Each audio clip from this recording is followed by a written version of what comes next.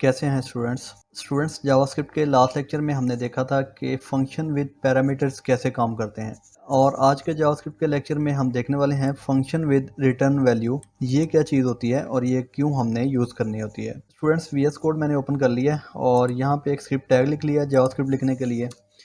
यहाँ पे हम पहले सिंपल फंक्शन क्रिएट करते हैं। यहाँ पे फंक्शन का नाम हम रख लेते हैं फॉर एग्जाम्पल एस नेम, मतलब स्टूडेंट नेम, और इसमें हम ब्रैकेट लगा लेते हैं। इसमें हम पहले पैरामीटर डिफाइन कर लेते हैं।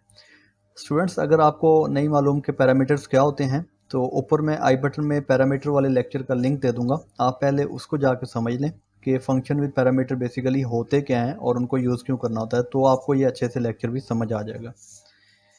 यहाँ पे मैं लिख देता हूँ जी एफ नेम और सेकंड होगा एल नेम, मतलब कि लास्ट नेम, और यहाँ पे एक वेरिएबल क्रिएट कर लेते हैं let a is equal to f name plus, यहाँ पे यूज़ कर रहा हूँ प्लस का मतलब है यहाँ पे कॉन्कैटिनेट करना।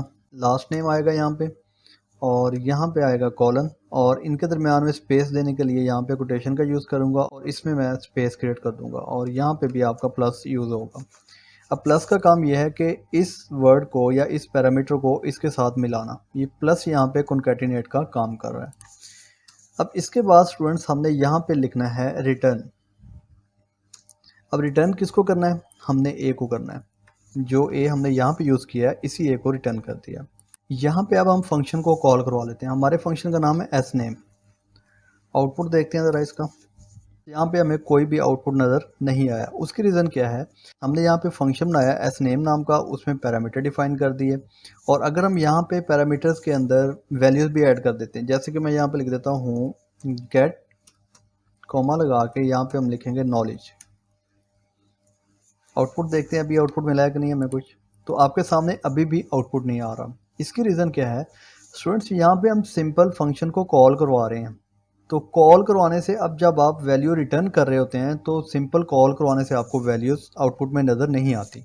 उसकी रीज़न ये है कि हमें यहाँ पे ये एस नेम जो फंक्शन है इसको एक वेरिएबल में स्टोर करवाना पड़ेगा।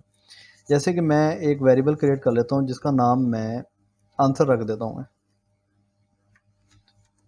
ये एक वेरिएबल हमने क्रिएट कर लिया। अब जब फंक्शन कॉल होगा तो इसमें स्टोर हो जाएगा आंसर में। अब आंसर को प्रिंट करवाने के लिए क्या करते हैं?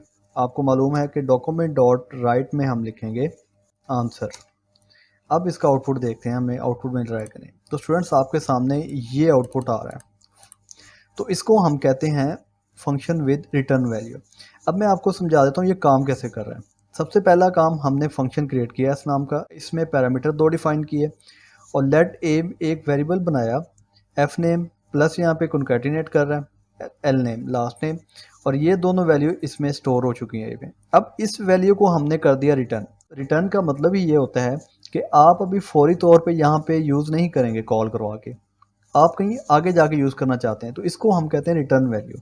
अब जब आप रिटर्न करवा देंगे तो ये वाला ए इसमें स्टोर हो जाएगा और इस ए की वैल्यू इस एस नेम में स्टोर हो जाएगी। अब यहाँ पे हो जाएगा रिटर्न, इसी को हम कहते हैं रिटर्न करवाना। तो अब जब हम इस फंक्शन को कॉल करेंगे तो फंक्शन जैसे मैंने आपको पहले कॉल करके दिखाया, जैसे कि यहाँ पे मैं दोबारा से आपको करके दिखाता हूँ। ये देखिए मैं फंक्शन यहाँ पे कॉल कर रहा हूँ, इसमें हमने वैल्यू पास की है, हमें आउटपुट नज़र नहीं आ रहा। क्यों नहीं आ रहा? जब आप रिटर्न वैल्यू करवाते हैं तो आपको इस फंक्शन को एक वेरिएबल में स्टोर करवाना होता है। हमारे वेरिएबल का नेम है यहाँ पे आंसर। अब इस आंसर को हमने डॉक्यूमेंट डॉट राइट करवाया, मतलब कि आगे जाके कहीं करवाया, तो इसको हम कहते हैं फंक्शन विद रिटर्न वैल्यू। अब इसकी एग्जांपल एक और बनाता हूँ मैं यहाँ पे, ताकि आपको आसानी से समझ आ जाए। यहाँ पे हम दोबारा एक फंक्शन क्रिएट करते हैं, फंक्शन जिसका नाम मैं रख लेता हूँ स्टूडेंट मार्क्स। अब यहाँ पे हम लिखेंगे सब्जेक्ट्स के नेम। फॉर एग्जांपल पहला सब्जेक्ट है जी हमारा इंग्लिश, सेकंड सब्जेक्ट है उर्दू, थर्ड है मैथ, और लास्ट में एक लिख लेते हैं फिज़िक्स लिख लेते हैं। ये हमारे पैरामीटर बन गए यहाँ पे।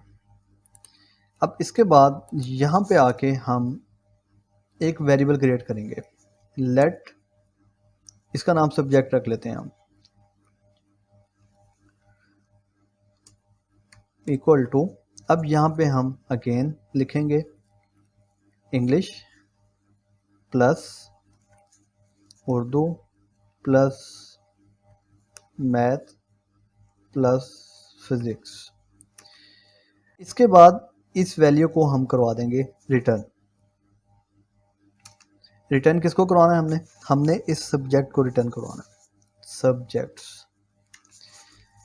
और अब हम यहाँ पे आके स्टूडेंट मार्क्स नाम का फंक्शन कॉल करते हैं। अब यहाँ पे हम मार्क्स डिफाइन कर देते हैं। इंग्लिश के मार्क्स फॉर एग्जांपल 79 कह देते हैं हम, उर्दू के कह देते हैं 69, मैथ के हम कह देते हैं 87, फिज़िक्स में हम कह देते हैं 89 कर लेते हैं। आउटपुट देखते हैं तो आउटपुट अभी हमें नहीं मिल रहा। क्यों नहीं मिल रहा? क्योंकि हमने यहाँ पे सिंपल फंक्शन को अभी कॉल करवाया है और यहाँ पे वैल्यूज़ ऐड की हैं। अब हमें यहाँ पे इस फंक्शन को एक वेरिएबल में स्टोर करवाना है। तो यहाँ पे हम लिख देते हैं लेट आंसर इक्वल टू, और यहाँ पे अब हम लिखेंगे डॉक्यूमेंट डॉट राइट, किसको राइट करना है? आंसर को। अब आउटपुट देखते हैं तो स्टूडेंट्स ये देखें आपके सामने टोटल मार्क्स आ रहे हैं। इसको थोड़ा सा ब्यूटीफाई और करने के लिए हम यहाँ पे लिखते हैं स्टूडेंट ऑब्टेन, लिख देते हैं ऑब्टेन मार्क्स इज,